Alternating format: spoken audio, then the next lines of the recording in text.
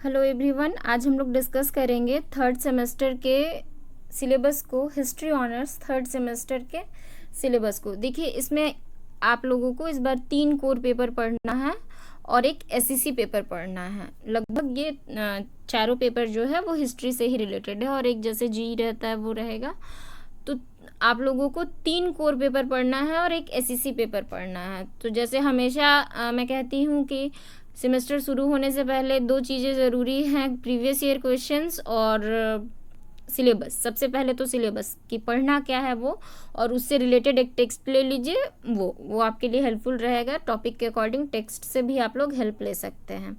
अब देखिए, हम लोग सबसे पहले देखते हैं कोर 5 को।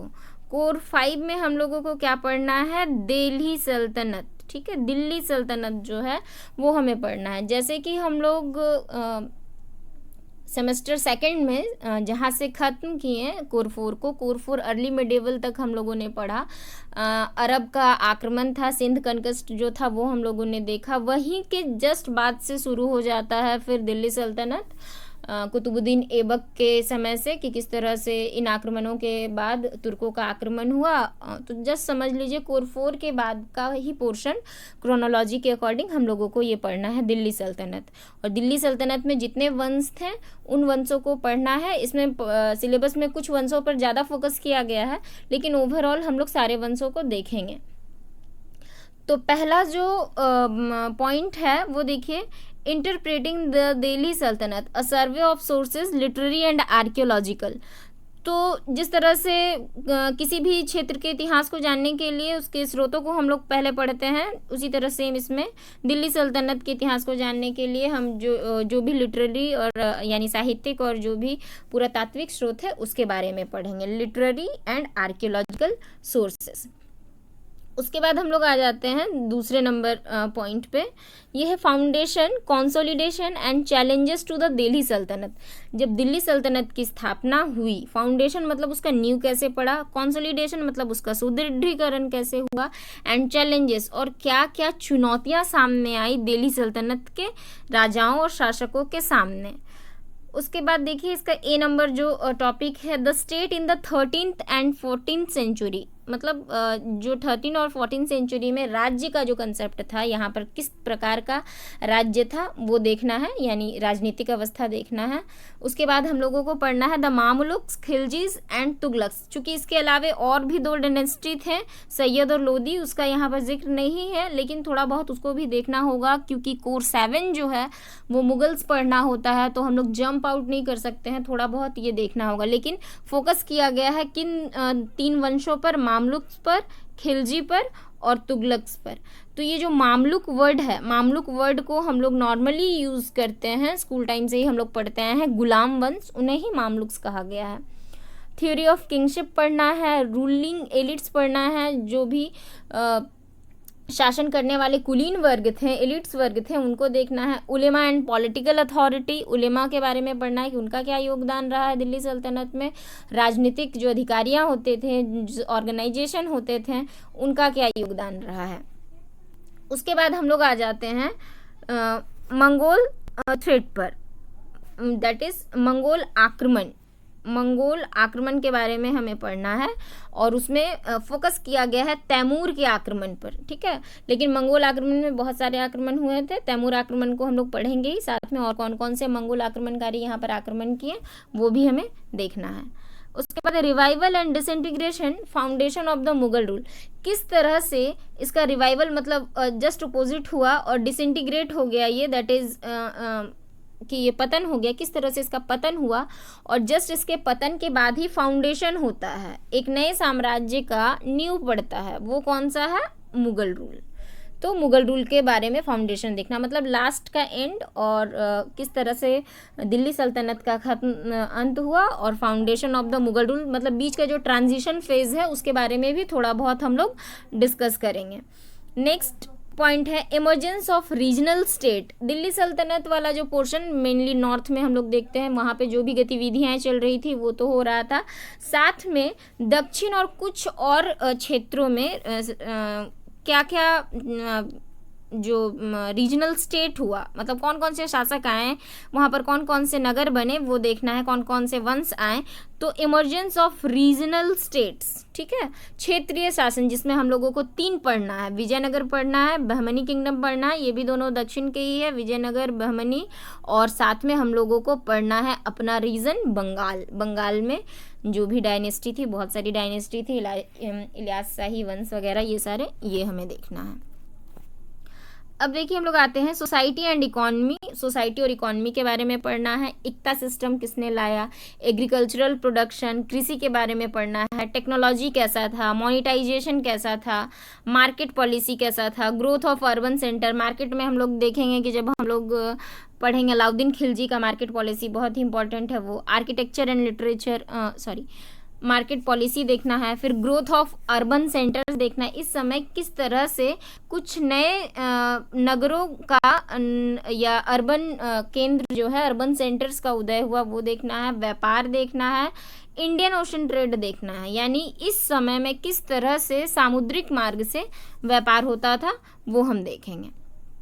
इसके बाद आ जाइए हम लोग देखते हैं 5th नंबर पॉइंट जो है religious society and culture. Religious society and culture में हम लोग देखेंगे कि सूफिज्म यानी सूफीवाद, भक्तिवाद, सूफी मूवमेंट, भक्ति मूवमेंट पूरा हम लोगों को देखना है। और साथ में इसी काल में जो आर्ट, आर्किटेक्चर एंड लिटरेचर का विकास हुआ वो भी देखेंगे। और जो रीजनल आइडेंटिटीज़ थी उनका सुदृढ़ीकरण, कंसोलिडेशन कैसे हुआ, वो हमें देखना है। तो ये ओवरऑल हो गया आपका कोर 5, ठीक है, कोर 5 हो गया ये ओवरऑल। और कुछ सजेस्टेड रीडिंग है यहाँ पर देख लीजिए। मध्यकालीन भारत की कोई भी बुक ले लीजिए जो आप लोगों के लिए हेल्पफुल रहेगा। सतीश चंद्रा की ले सकते हैं आप लोग। वी.डी. महाजन लीजिए, तो वी.डी. महाजन का लैंग्वेज थोड़ा इजी है, नोट्स फॉर्म में वो रहता है, तो वी.डी. महाजन आप लोग ले सकते हैं, जिससे आप लोगों का कवर होगा core 5 and core 7। But core 6 जो है, कोर 6 आप लोगों का ये इंडियन हिस्ट्री नहीं है, ये यूरोपियन हिस्ट्री है। इसमें आप लोगों को फ्यूडलिज्म वगैरह पढ़ना है, यूरोप की हिस्ट्री को पढ़ना है, तो वो सारा चीज़ देखना है। तो यहाँ पर देखिए द फ्यूडल सोसाइटी यहाँ पर नाम दिया हुआ है पेपर का, कोर 6। पहला पॉइंट है मुहम्मद एंड शार्लमेन। पहला पॉइंट है मुहम्मद एंड शार्लमेन को हमें देखना है, यानी पैगंबर मुहम्मद के बारे में पढ़ेंगे और शार्लमेन के बारे में पढ़ेंगे। मुहम्मद दैट इज़ इस्लाम, और शार्लमेन पे जब आएंगे तब हम लोग होली रोमन एम्पायर को पढ़ेंगे। कोरोनेशन मतलब राजगद्दी पर बैठना, कोरोनेशन ऑफ शार्लमेन, शार्लमेन का राज्याभिषेक जो हुआ उसके बारे में पढ़ेंगे। इस समय बहुत सारे फ्रैंकिश इंस्टीट्यूशन थे वो पढ़ना है। कैरोलिंगियन रेनेसा, कैरोलिंगियन क्षेत्र में जो क्रांति हुई, क्रांति दैट इज पुनर्जागरण हुआ, वो पढ़ना है। ट्रीटी ऑफ वर्डन पढ़ना है। Dissolution of the Carolingian empire, Carolingian empire का किस तरह से डिसोल्यूशन, डिसइंटीग्रेशन हुआ, वो देखना है। द सैक्सन एम्पायर को भी पढ़ना है। ये जो कोर 6 है, ये पेपर थोड़ा आप लोगों को अनफेमिलियर लग सकता है टर्म्स सारे, लेकिन जब हम लोग डिटेल में टॉपिक वाइज पढ़ेंगे, अभी तो सिलेबस में बस बता रहे हैं कि क्या क्या पढ़ना है, लेकिन जब सिलेबस को हम लोग डिटेल में पढ़ेंगे तो वो सब चीज़ क्लियर होते जाएगा। क्योंकि ये वर्ल्ड हिस्ट्री से रिलेटेड है, इस वजह से कुछ टर्म अनफेमिलियर लग सकते हैं, क्योंकि हम लोग स्कूल टाइम में या फिर 11th-12th में भी बहुत ज़्यादा इन चीज़ों को नहीं पढ़े होते हैं। लेकिन हम जो आपका कोर 5 और कोर 7 है वो बिल्कुल ही फेमिलियर है आप लोगों से। मुगल्स भी और दिल्ली सल्तनत भी आप लोग स्कूल में इसको अच्छे से पढ़े हुए होते हैं, तो इसमें थोड़ा सा आप लोगों को दिक्कत होगा। दिक्कत इन द सेंस कि थोड़ा सा अनफेमिलियर टर्म लगेगा कुछ, और बाकी वैसा कुछ टफ नहीं है। नेक्स्ट जो पॉइंट है यूरोप बेसिस्ड, यूरोप का जो घेराबंदी हुआ, किस तरह से यूरोप बेसिस्ड हुआ, वो देखना है। इन्वेजन्स ऑफ नॉर्समैन, इस समय यूरोप में बहुत सारे आक्रमणकारियों का आक्रमण हुआ, कुछ जातियों का, तो उनके बारे में देखना। पर्टिकुलर कौन कौन से हैं, नॉर्समैन है और मग्यार्स है, अरब्स है और सार्सेंस है, तो ये सारे हम लोगों को आक्रमणकारियों के बारे में पढ़ना है। नेक्स्ट जो पॉइंट है वो है फ्यूडल सोसाइटी। फ्यूडल सोसाइटी हम लोगों को पढ़ना है। And economy, C800 to C1100, C that is circa, small c मतलब सार्का, लगभग 800 से 1100 के बीच को पढ़ना है। फ्यूडलिज्म, सामंतवाद, ये आप लोग क्लास 11 में पढ़ चुके हैं। सामंतवाद को पढ़ना है। और पूरा जो भी यहाँ पे सब टॉपिक्स दिया हुआ है सामंतवाद से रिलेटेड है। Feudalism, origin and features, mannerism यानी जो मैनर प्रणाली थी वो, सिविलरी क्या था, और रोमांटिसिज्म, इमर्जेंस ऑफ टाउन्स, किस तरह यहाँ पर नगरों का उदय हुआ इस वक्त, ट्रेड एंड कॉमर्स भी बढ़ा, गिल्ड्स आए, वो सारा पूरा ही सामंतवाद जो एक अपने आप में बहुत बड़ा टॉपिक है वो आप लोगों को 3 नंबर में कवर होगा। उसके बाद 4 नंबर में आते हैं हम लोग, इमर्जेंस ऑफ नेशनल किंगशिप, जो राष्ट्रीय राज्यों का उदय हुआ, नेशनल किंगशिप के बारे में हमें देखना है। उसमें से 2 वंशों के बारे में हम देखेंगे, 2 जगह के बारे में पढ़ेंगे। वो क्या है, जर्मनी और एक है होहेंस्टाइन्स, ये 2, ठीक है, होहेंस्टाइन्स और जर्मनी, ये 2 देखेंगे। और देखेंगे वलोइस जो थे, वलोइस के अंडर में या वलोइस के समय फ्रांस किस तरह से, फ्रांस की स्थिति क्या थी, फ्रांस अंडर वलोइस, ये देखेंगे। अब 5 नंबर पे हम लोग आ जाते हैं तो रिलीजियन एंड कल्चर। इसमें फिर वही आ जाएगा, कुछ रिफॉर्म्स होंगे, क्रूसेड्स होगा। आप लोग ये 11 में पढ़े हैं क्रूसेड्स, देखिएगा 11 का लास्ट से 2-3 चैप्टर हिस्ट्री के बुक में, उसमें आपको मिल जाएगा।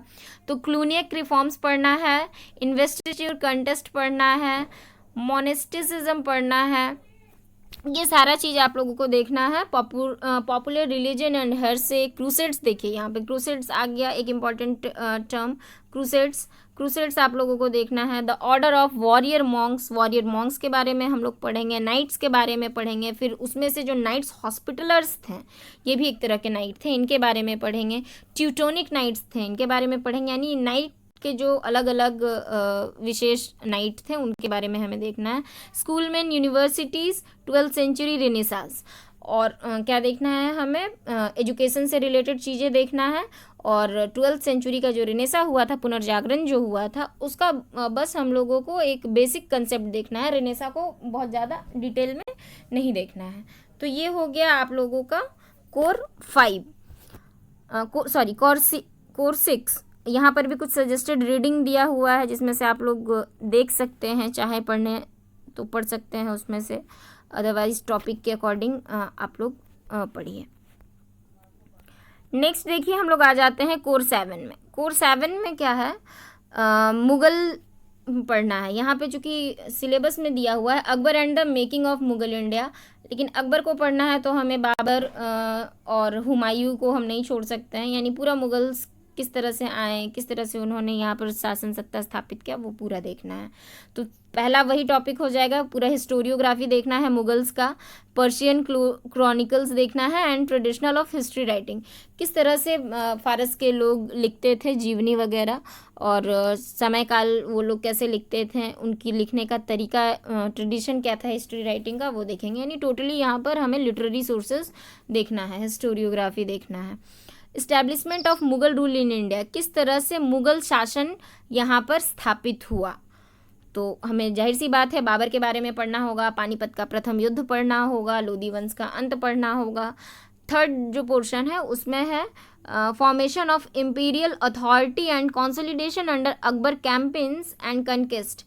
ये देखिए, ये जो पॉइंट है, चूँकि बाबर ने स्थापना जरूर किया, हुमायूं के समय कुछ विस्तार हुआ, लेकिन अकबर के समय में एक बहुत विशाल भाग में मुगल साम्राज्य कायम हो गया था, तो उसके बारे में पूरा पढ़ना है। अकबर के जितने कैंपेन्स थे, उसके जितने अभियान थे, कनकेस्ट, उसके जितने विजय यात्राएं थे, जो विजयी थे, जो अभियान थे, ये सारे हमें देखना है। साथ में और भी एडमिनिस्ट्रेटिव इंस्टीट्यूशन है, ठीक है, टेक्नोलॉजी क्या हुआ, टेक्नोलॉजी में क्या क्या इवोल्यूशन ऑफ एडमिनिस्ट्रेटिव इंस्टीट्यूशन, प्रशासन में जो विकास हुआ, जब्त के बारे में पढ़ेंगे, मनसब दैट इज़ मनसबदारी व्यवस्था हमें पढ़ना है, जागीरदारी व्यवस्था हम लोग पढ़ेंगे, मदद मास पढ़ेंगे, रिवॉल्ट्स एंड रेजिस्टेंस, और अकबर के समय में जो विद्रोह हुए और जो प्रतिक्रियाएँ हुई, रेजिस्टेंस हुए, उसके बारे में हम लोगों को देखना है। फिर हम लोग आते हैं 4th नंबर पॉइंट पे, एक्सपेंशन एंड इंटीग्रेशन। अब एक्सपेंड तो कर चुके हैं, विस्तार हो चुका है, और उसे किस तरह से वो इंटीग्रेट करके रखे हैं, अखंड राज्य बना कर रखे हैं अपने वंश को, वो हम लोग देखेंगे। तो इनकॉर्पोरेशन ऑफ राजपूत, हम लोग जानते हैं अकबर की राजपूत नीति बहुत इंपॉर्टेंट। उसने क्या किया, यहाँ के लोगों के साथ मिल के अपना शासन कायम किया। तो राजपूत के साथ उन्होंने मिलकर काम किया, अपनी सेना में उन्हें जगह दी, ऊंचे पदों पर रखा, वो देखेंगे। And other indigenous group in Mughal nobility, और मुगल नोबिलिटी में यानी मुगल कुलीन वर्ग के जो लोग थे उसके साथ भी उसने मेल मिलाप रखकर अपने प्रशासन को बढ़ाया और अपने वंश को और ज़्यादा आगे बढ़ाया।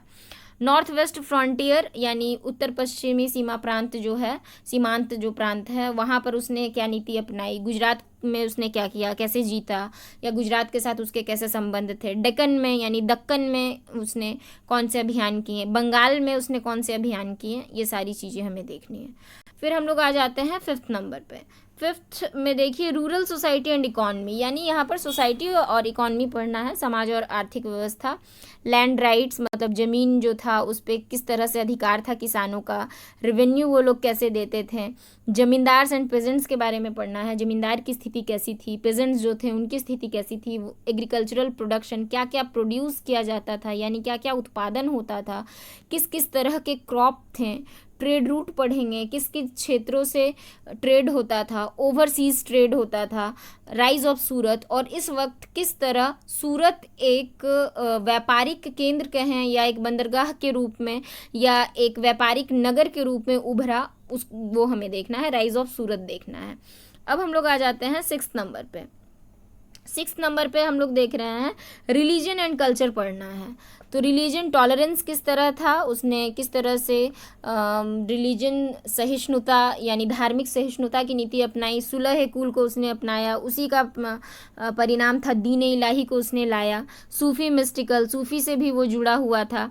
And intellectual interventions, development of Mughal painting and architecture, और जो इंटेलेक्चुअल इंटरवेंशंस हुए वो भी देखेंगे हम लोग, और पेंटिंग और आर्किटेक्चर भी देखना है। तो पेंटिंग की अगर हम लोग बात करें तो अकबर के समय में पेंटिंग हुआ था विकसित, लेकिन सबसे ज़्यादा जहांगीर के समय पर हुआ था, तो हमें वो पोर्शन भी देखना होगा। और आर्किटेक्चर की बात करें तो आर्किटेक्चर अकबर के काल में भी बहुत सारे भवन, वास्तुकला वगैरह का निर्माण हुआ था, लेकिन शाहजहां के काल में सबसे ज़्यादा आर्किटेक्चर हमें देखने को मिलता है।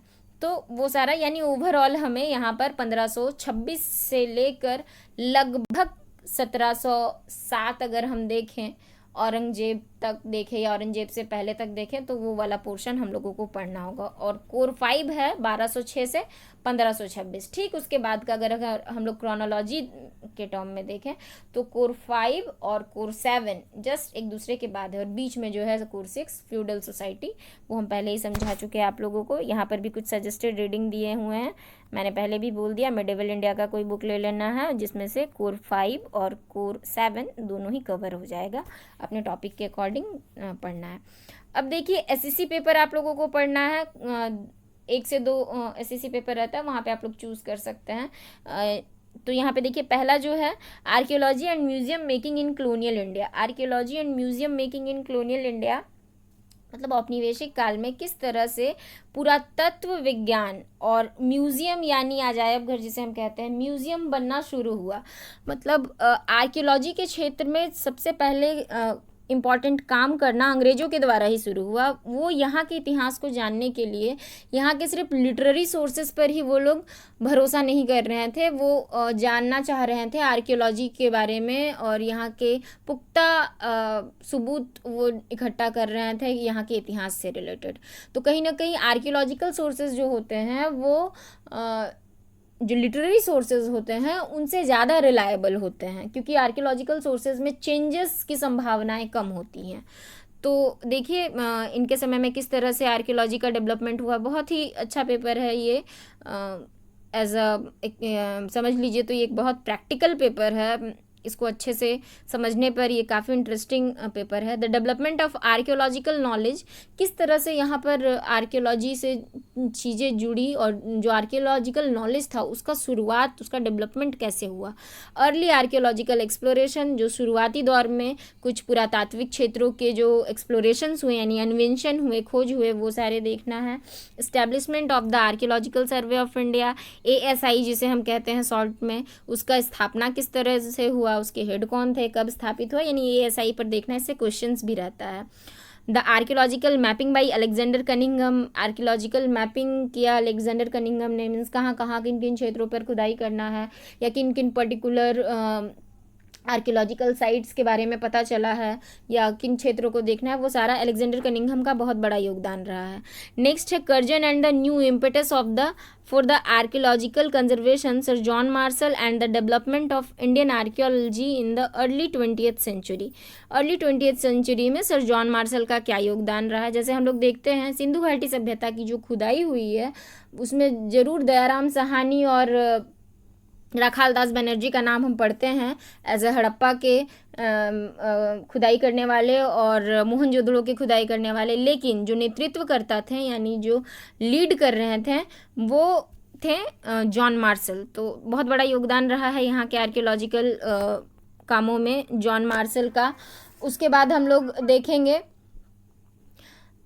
Archaeology as the new foundation of an authentic history of India. Archaeology किस तरह से ऑथेंटिक हिस्ट्री यानी यहाँ का एक रिलायबल हिस्ट्री को बनाने में या रिलायबल हिस्ट्री लिखने में आर्कियोलॉजी किस तरह से महत्वपूर्ण रहा। आर्कियोलॉजिकल स्रोत, आर्कियोलॉजिकल एक्सप्लोरेशंस जो है या एक्सकेवेशन, ये सारी चीज़ें हमें देखना है। आर्कियोलॉजिकल एक्सप्लोरेशंस, एक्सप्लोरेशन मीन्स होता है इन्वेंशन, एक्सकावेशन मीन्स खुदाई एंड कंजर्वेशन, खुदाई से जो चीज़ मिला उसको कंजर्व करके रखना है। कंजर्व आप कहाँ करिएगा, कुछ हेरिटेज साइट जो हैं उनको और क्रिएशन ऑफ हेरिटेज साइट्स को भी क्रिएट किया गया। A few major sites of archaeological excavations, कुछ इंपॉर्टेंट साइट्स हम देखेंगे, जैसे बहुत सारे साइट्स की खुदाई हुई है उसमें से कुछ साइट्स को हमको देखना है जहाँ पर खुदाई हुई है, जैसे हड़प्पा, मोहनजोदड़ो, लोथल जो एंशिएंट इंडिया में आप लोग पढ़ चुके हैं वो सारी चीज़ें। Public archaeology and popularisation of archaeological site, public archaeology जो जनता के बीच जो आर्कियोलॉजी की चीज़ें थी वो, और किस तरह से आर्कियोलॉजी को पॉपुलराइज किया गया यानी इसके महत्व को बढ़ाया गया आर्कियोलॉजिकल साइट्स को। आर्कियोलॉजी इन ट्रैवल राइटिंग, किस तरह से ट्रैवलर जो थे उन्होंने लिखा है आर्कियोलॉजी के बारे में। Competing cultural visions around a few major heritage site, competing cultural visions around a few major heritage site जो है उनके बारे में हम लोगों को देखना है। थर्ड नंबर पे हम लोग आते हैं, थर्ड नंबर पे archaeology and culture, archaeology culture के बारे में हमें पढ़ना है। लोकल हिस्टोरियन जो थे उन्होंने क्या लिखा, क्या काम किया है, आर्कियोलॉजिकल नॉलेज उनका क्या था। The culture of collection and valorisation of artefacts, जो कल्चर था कलेक्ट करने की, जो भी चीज़ें मिली हैं, जो भी आर्टिफैक्ट्स मिले हैं उनको कलेक्ट करके रखना। कलेक्टिंग एंड म्यूजियम मेकिंग, आप जिस चीज़ को कलेक्ट कर रहे हैं उसको कलेक्ट करके आप कहीं रखेंगे तो बेसिकली वो म्यूज़ियम बनने का शुरुआती दौर था। म्यूज़ियम फिर इस तरह से बनने लगा, पहला म्यूज़ियम भी हमारे बंगाल में ही बना था। और museum making, the profiles of a few prominent collectors and museum maker, और कुछ लोगों के बारे में हम लोग जानेंगे। प्रोफाइल मीन्स उनके बारे में पढ़ना है जो कलेक्टर थे, मतलब संग्रहकर्ता थे जिन्होंने बहुत सारे आर्कियोलॉजिकल आर्टिफैक्ट्स को कलेक्ट किया था, और म्यूजियम मेकर, म्यूजियम बनाने वाले जो थे उनके प्रोफाइल्स को हमें देखना है। फोर्थ नंबर ऑप्शन पे हम लोग आते हैं, फोर्थ नंबर पे आते हैं तो archaeology and the museum movement in India. Archaeology किस तरह से बहुत ही ज़्यादा उन्नति में पहुंचा और म्यूजियम इतना बनने लगा कि एक मूवमेंट की तरह हो गया। मूवमेंट वर्ड यहाँ पर इसलिए यूज़ किया गया है कि ऐसा नहीं कि कोई क्रांति मतलब आंदोलन छेड़ना, लड़ाई झगड़ा होना, उस तरह का नहीं, बहुत सारे म्यूज़ियम बनने लगे। द इंडियन म्यूज़ियम के बारे में हम लोग पढ़ेंगे कि इंडियन म्यूज़ियम का गठन कैसे हुआ, वहाँ के हेड कौन थे वगैरह, वहाँ पे और क्या क्या डिफरेंट डिपार्टमेंट्स थे वो। द प्रोविंशियल म्यूज़ियम, और प्रांतीय स्तर पर जो म्यूज़ियम बने उनके बारे में भी देखना है। एंड द लोकल म्यूज़ियम, और जो क्षेत्रीय स्तर पर म्यूज़ियम बने उनके बारे में भी देखना है। Background to the formation of the national museum, और जो नेशनल म्यूज़ियम का गठन हुआ उसका बैकग्राउंड देखना है कि किस तरह से उसकी नींव पड़ी। तो ओवरऑल ये सिलेबस ख़त्म हुआ। सिलेबस को अच्छे से देखिए, अच्छे से पढ़िए, बहुत सारा शॉर्ट क्वेश्चन डायरेक्ट सिलेबस से भी रहता है। यहाँ पर भी कुछ सजेस्टेड रीडिंग दिए हुए हैं।